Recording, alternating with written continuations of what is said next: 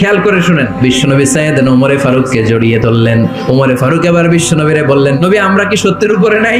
অবশ্যই ওমর, তুমি সত্যের উপরে আছো। ওমরে ফারুক বললেন, তাহলে লুকায় লুকায় আর দাওয়াত দেব কেন? আমি তো কালিমা পড়ে ফেলছি, আসেন আমার সাথে বের হই। বিশ্বনবী বললেন, ওমর এটা মাক্কি জীবন, এখানে আমরা একটু গোপনে গোপনে দাওয়াত দিতে চাই। ওমরে ফারুক বলে, না, আমার দায়িত্ব, আমি একটা মিছিল দিতে চাই নবী। আল্লাহর নামের তাকবীর দিতে দিতে দারুল আরকাম থেকে শুরু করে মসজিদুল হারাম পর্যন্ত একটা মিছিল দিয়ে আমি মক্কা কাঁপায়া দেব।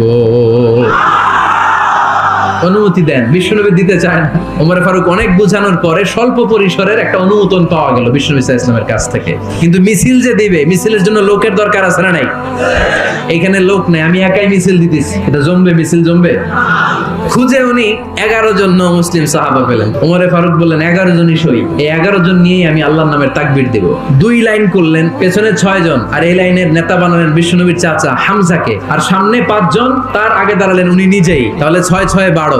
বললেন এই 2 লাইনই আমরা তাকবীর দিতে দিতে, বেশি না, এই দারুল আরকামের ঘর থেকে, আপনারা জানেন যে সাফা মারওয়া এখন যে সাই হয়, এই সাফার পাদদেশে ছিল দারুল আরকামের ঘর। উনি বললেন এখান থেকে ওই যে কাবার গিলাফ দেখা যায়, কাবার গিলাফ পর্যন্ত আমরা এই তাকবীর নিয়ে ওখানে যাব। ওখানে উনি দাঁড়িয়ে ছোট্ট একটা ভাষণ দিয়েছিলেন। উনি এক বাক্যের একটা ভাষণ দিলেন। ভাষণ দিতে জানলে বড় ভাষণ দেয়া লাগে না।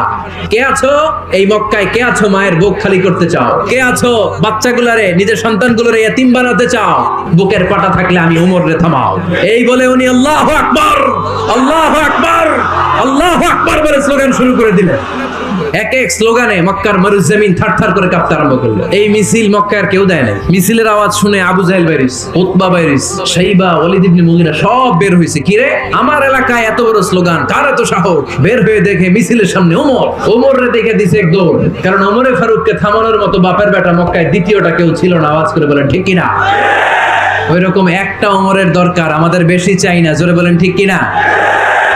ওমরে ফারুক আল্লাহু আকবার, আল্লাহু আকবার বলে স্লোগান দিতে দিতে মসজিদুল হারামের ভেতরে ঢুকে গেল। কাবার গিলাফ ধরার পরে সেদিন মিছিল থেমেছে। ওই আল্লাহর নামের স্লোগান সেদিন কেউ থামাতে পারে নাই, কিয়ামত পর্যন্ত কেউ থামাতে পারবে না। চিল্লায় বলো ঠিক কিনা?